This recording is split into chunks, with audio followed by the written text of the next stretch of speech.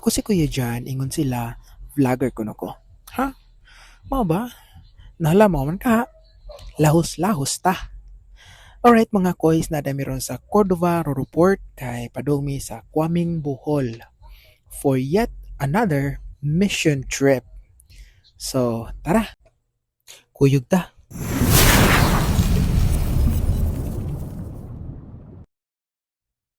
Alright mga koys, so taliwala na ining naglagiting nga kainit sa adlaw. Kuyog gimi ninyo sa among paglawig padulong sa Kwaming. So adlaw nga Domingo dayron ug Pentecost Sunday pagyud. Schedule din namo sa among prayer meeting dito sa Kwaming. Kay nakaseminar mami dito. So na may follow-up meeting every Sunday kung walay seminar dito sa Cebu. Wadto gid mi og Kwaming para sa prayer meeting sa among mga higala o kauban sa pagtuo. Unya mo na ni ang among gibuhat karon na nakay nami sa bangka. We are about to depart Cordova Port. So, as you can see, linaw kayo ang dagat, tinaw ang dagat, nindot yun siya nga mo nabigar padulong sa isla. Busy day karon ang Roro-Port, ang ingon sa mga tao diri nga kada Domingo gyud kini diri busy tungod kay daghan kayong mag-island hopping. So, mao po na mong experience bisag init kayo. So, diri ang tungura mga koys kay nagkaduol na mi sa Kwaming Island. Mo na siyang Kwaming kung imuhang sudungon sa layo-layo pa. A very nice island, full of culture and hospitality. No, nindot kay nga isla. Daghan kayo mga yamang tubig, yamang dagat.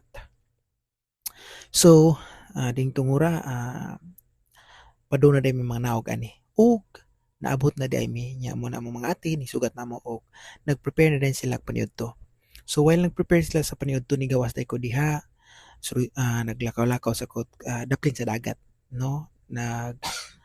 Namalandong kay na naman ginang mga lagad ta sa Ginoo.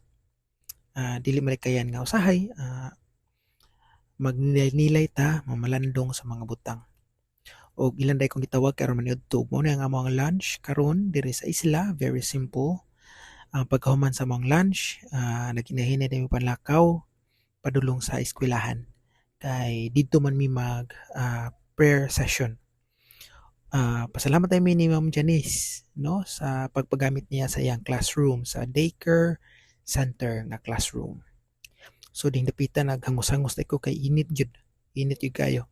Ug ako din nasugatan ni mga bata nga bisan sa kainit, makita ni mo ilang mga pahiyom. Ug naabot na dai mi sa classroom ug mao ni nagpahangin sa media sa gawas while nagpaabot sa mga participants.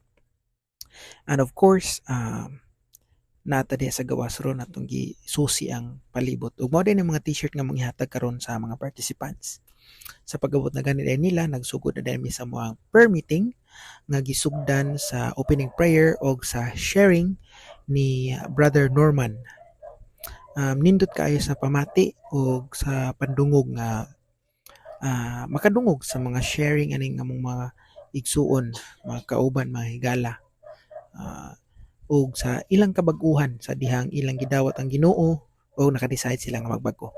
Ug mao din ni ang among gibuhat nga greetings para kang Sir Lito kay birthday man ron niya. Mo nilang mga pamilya malipayon kay nagsulong nila. Sa paghuman sa prayer session naginahina na po dami panlakaw kay mamauli nami sa Cebu, padung sa Cebu. And we left Kwaming at around 3 p.m. Inani pang dagat nindot pa kayo. So clear, wala gay kalawag-luhag. Of course, karong tungura si Master Joboy nang nagdala namo padulong sa Cordova with his signature post. Barog-barog na siya diha.